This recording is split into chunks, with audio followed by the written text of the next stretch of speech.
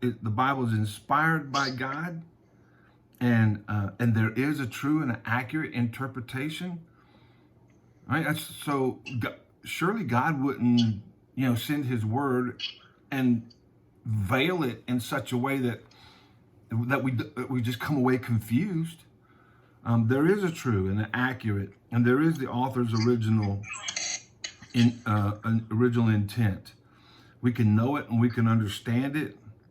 All right. And so then we looked at number 3, where there's some distorted scriptures and ideas, and we talked about those, and therefore we want to guard and preserve and contend for, right? I mean, because what's in the balance but the souls of men?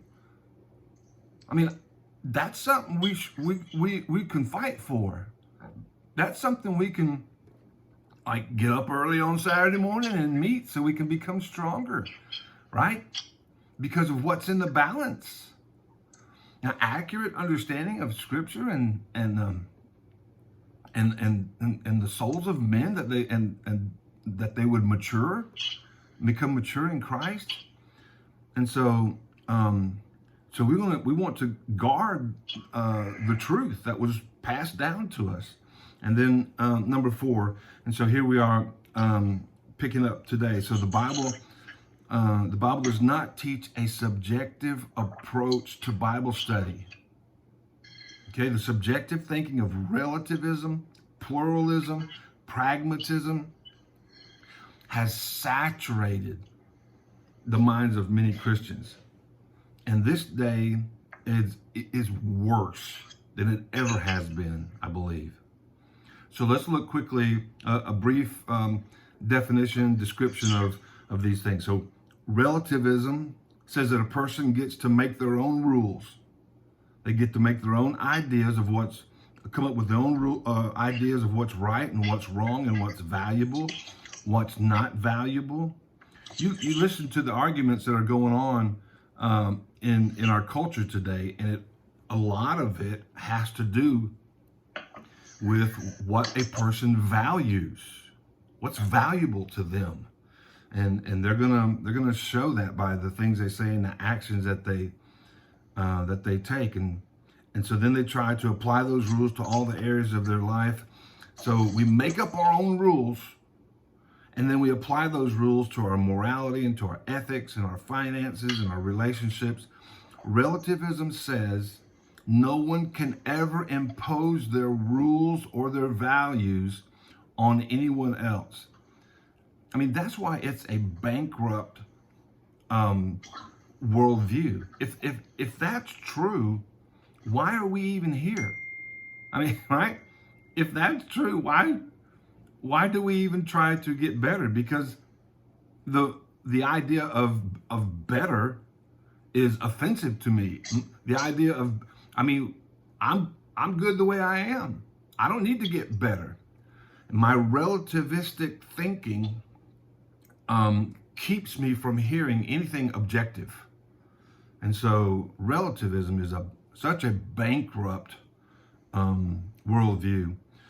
So relativism says, if it's true for you, then it must be true, and I am in no position to refute what you say. This, of course, is illogical, self-refuting. It's functional impossibility. You just can't function. You can't go out throughout your day buying into and trying to practice a relativistic worldview. It's self-refuting. The inconsistency is glaring. And we'll talk more about these ideas, but so pragmatism is revealed in the popular phrase, it works for me. So you'll be in a conversation with somebody and you say, what do you think? And they go, works for me. I mean, it's a practical. So it seeks one's own personal self-benefit and comfort over that of others. And we unwittingly adopt and use pragmatic thinking in our everyday life and conversation. We don't even realize that we are thinking relativistically and pragmatically. And this whole idea, well, I'm offended. We could talk about that a long time, but that thinking comes out of relativism. I've set up my own rules. I've decided what is true for me, and if you got something that's different than my so-called truth, it's just, at least at some level, it's just a different opinion. I mean, something that I believe is different than something that you believe. That doesn't mean that you have to be offended by that. It's just my opinion and my thoughts. But you see how when you've set up your own rules and your own truth, and you live by relativistic thinking, you can't even have a conversation with somebody because there's no reason to. And then, pragmatism is another bankrupt. And then pluralism is just as bad. It says that all ideas are equal in value and truthfulness. That's ridiculous. Not all ideas are equal in value and truthfulness. They just can't be. We'll talk more about that as we go on through our PDF here. But it says that all ideas are equal in value and in truthfulness and theologically. All ideas of God and Jesus and heaven and hell, man, origin, purpose, reason, destiny, etc. Everything's valid. Everything's true. That's a pluralistic worldview. That everything is equal in value. All my ideas are equal to your ideas. My ideas are not better than your ideas. That's relativism. So this is just a bankrupt way of thinking. So here's a little conclusion statement there on page 5. The problem is no one can actually live out a purely relativistic, pluralistic, or purely pragmatic life. It is a philosophical, self-refuting contradiction. But in our pride to be right, in our pride to have the last word, we don't see it. We can't see it. No one is a pure pragmatist. Remember, everyone is entitled to their own opinion. They're just not entitled to their own truth. Everybody's got an opinion. And listen, I'm going to be mature enough to let you have a different opinion and not be offended. I think that a lot of people who say they're offended are really just unable to defend what they believe. And it's so easy to say, well, I'm offended. And when they say that they're offended, it's like that thing that they're offended about has been raised to a higher standard of or a higher degree of what's true and right. And, for a prepared thinking Christian person, you go, but that's relativism. I mean, you can't just say that I'm offended and assume that what you say you're offended about is more true or truer than what I'm saying. But that's what I'm offended does. That's the backdrop on I'm offended. And also, they'll say that because because of moral issues, because of morality. You think you're better than me, don't you? And you can, if you're actually doing it, you can say, I'm not saying I'm better than you. I'm just saying this is a different opinion, a different idea, a way to look at that. So the person that buys into these ideas is really ill-equipped to have a debate, intellectual honesty, and those kind of things. So you guys have any questions about that, or want to talk about that, any of that stuff there for a moment?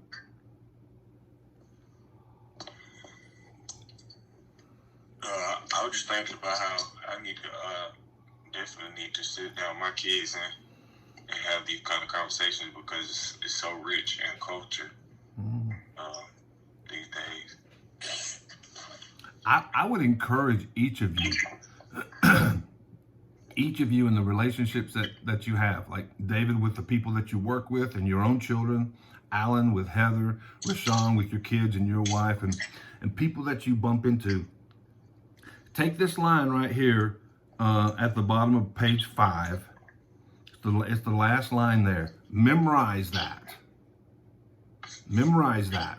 And let that simple little phrase become a part of the filter, right? The filter through which you hear and interpret and interact in the conversations that you have.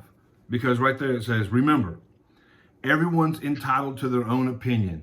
Is that true? Sure it is. Sure. Of course. Everybody's entitled to their own opinion. But because of the nature of truth, right? Now, truth is exclusive. Truth rejects some ideas. Truth rejects half-truths. A half-truth can't be true. A half-truth is half-truth. It's not completely true. It's not whole, W-H-O-L-E. A half-truth is not full. It's a half-truth. Yeah. And so in our thinking, we want to become mature enough to be able to recognize that in conversations that we're having with our friends. And I would encourage you guys with your family members to begin to say that right there, that last line. You know, everybody's entitled to their own opinion, but everybody's not entitled to their own truth. And let that become a part of your thinking and your conversation. And of course, when they say, well, what do you mean by that? You can say what I just said. Yeah. The nature of truth is that it's exclusive. And two diametrically opposed ideas can't be true at the same time. Everybody believes that. But when it comes to my pride, I want to pick the easy explanation. And I'll say, I'm offended. Because that's so much easier than this conversation that we're having right now. David, that's exactly why you're taking notes right now. Because we want to explain this in a sensible, reasonable way. You know, that satisfies my questions that I'm asking. We want that. That smacks of having a God that is just. We want justice. He put it in us. And so we want to be able to explain these things. And the truth is we can. We can explain these things in a reasonable way.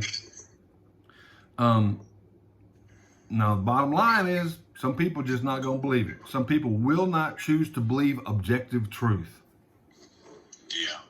I have a question. So yeah, I was trying to figure this out. I was doing some thinking. The other day, like when they say, and I need to ask people who talk like this, but when they say my truth to your truth, do you think they're meaning my perspective or my experience? Do you really think? I think we should ask, like, what's your definition? Like, what do you mean by when you say your truth? Because it seems like sometimes they're saying my perspective or my experience or something like that. So what's your thoughts on that? Well, the whole reason you're asking questions is because we desire a reasonable explanation. We want an answer to this dilemma, you know, that satisfies, that is, okay, you come away from it, you go, okay, that's a reasonable explanation. So that's why we're asking questions. So that's like part of my answer to your question. The other part of my answer to your question is we always want to be gracious, right? When a person's, you know, asking questions or making statements and that kind of thing, you do want to try to be gracious to them and understand why they're asking, and their perspective.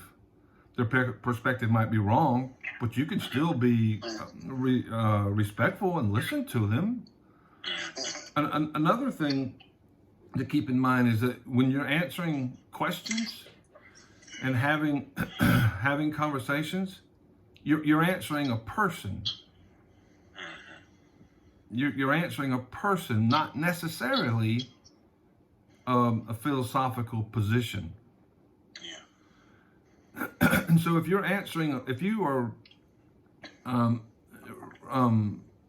a person, you're being respectful to them, and you're thinking, this is John 10:16. This looks like where God is out in front of me, working in this person's life. So I'm gonna keep listening to them. I'm gonna be respectful to them. They're due the respect to listen, to have a courteous hearing, give them a fair hearing. That's just maturity right there. Yeah. Sometimes we feel threatened, but we can get past that. We can go ahead and have a hard conversation, and even one that we might not feel comfortable or adequate in answering. That happens to me. But we can still listen. First Peter says, always be prepared to give an account for what you believe, but with gentleness and respect. I think the reason there's such a downfall in the attrition rate of members in the church is because we haven't been able to explain what we believe.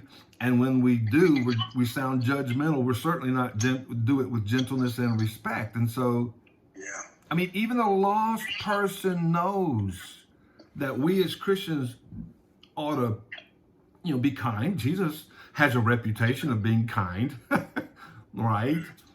So why aren't you kind?